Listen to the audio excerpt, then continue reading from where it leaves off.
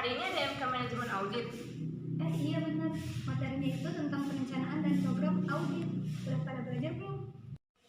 Udah dong. Perencanaan audit itu merupakan tahapan awal yang dilakukan dalam proses audit. Nah, proses audit itu sendiri dimulai dari perencanaan sampai pelaporan dan pemberian opini.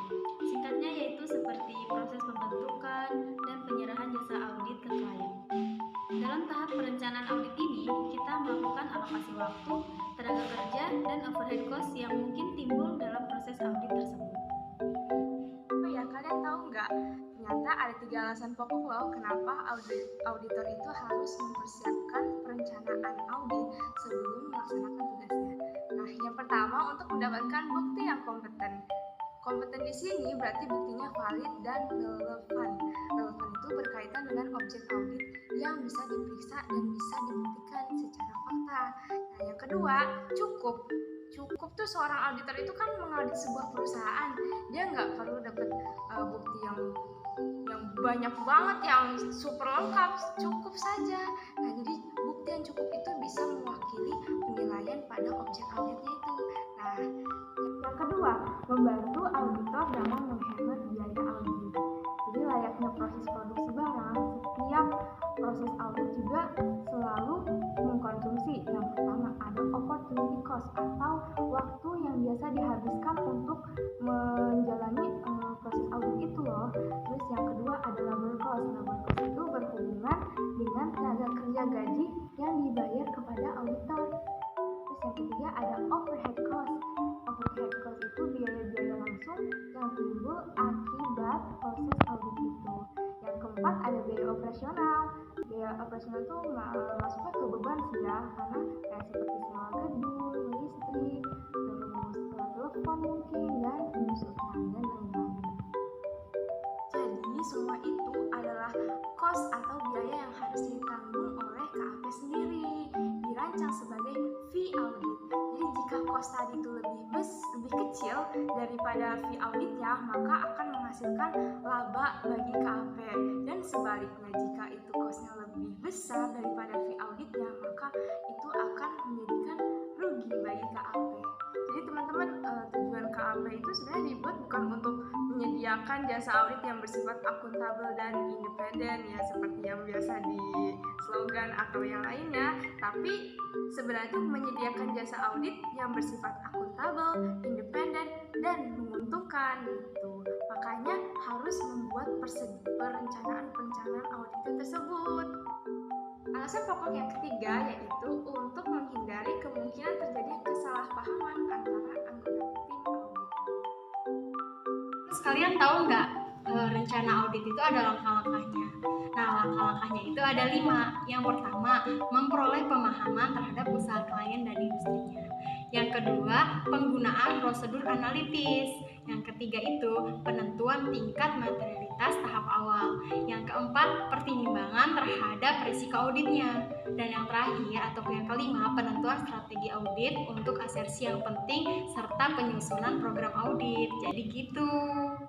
Yang pertama kan ada pemahaman usaha dan industri klien. Untuk memahami rencana audit, auditor itu harus mengetahui tentang usaha klien untuk memahami kejadian-kejadian, transaksi-transaksi, dan praktik-praktik yang mungkin mempunyai pengaruh terhadap laporan keuangan. Langkah yang kedua, auditor harus melakukan prosedur analitis.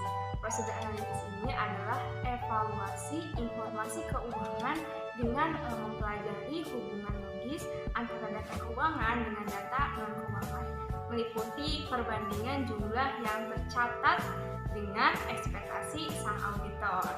Adapun jenis-jenis prosedur analitis ini, yang pertama yaitu membandingkan data klien dengan industri. Yang kedua, membandingkan data klien dengan data serupa pada periode sebelumnya. Yang ketiga, ada membandingkan data klien dengan data yang diperkirakan oleh klien juga. Terus yang keempat, ada membandingkan data klien dengan data yang diperkirakan oleh auditor. Yang kelima, ada membandingkan data klien dengan perkiraan yang menggunakan data non-keuangan. Jadi prosedur analitis ini sangat berguna sekali dalam setiap fase audit. Fase audit kan ada 3, ada fase perencanaan, fase pengujian, dan fase kesimpulan. Di fase perencanaan ini, prosedur analitis dapat membantu auditor untuk merencanakan sifat, merencanakan waktu, merencanakan lingkup dan prosedur auditnya. Terus di fase pengujian, prosedur analitis ini dapat membantu auditor untuk memperoleh bukti mengenai masing-masing asersi dengan jenis transaksi, contohnya bukti dari saldo akunnya. Terus yang ketiga ada di fase kesimpulan. Di fase kesimpulan ini, prosedur analitis adalah sebagai review untuk menyeluruh dalam penilaian auditnya itu. Pertimbangan terhadap risiko audit. Apa sih risiko audit itu?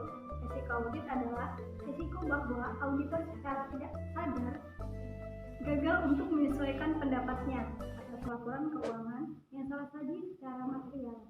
Ada beberapa komponen risiko audit, yaitu yang pertama itu risiko bawaan, yang kedua risiko pengendalian, dan yang ketiga risiko deteksi.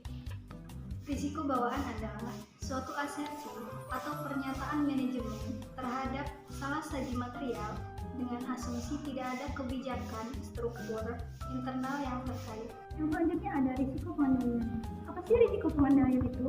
Risiko pengendalian adalah risiko bahwa salah saji material dapat terdeteksi dalam asersi dan tidak dapat dideteksi oleh pengendali. Selanjutnya yang ketiga ada risiko deteksi. Apa sih risiko deteksi itu?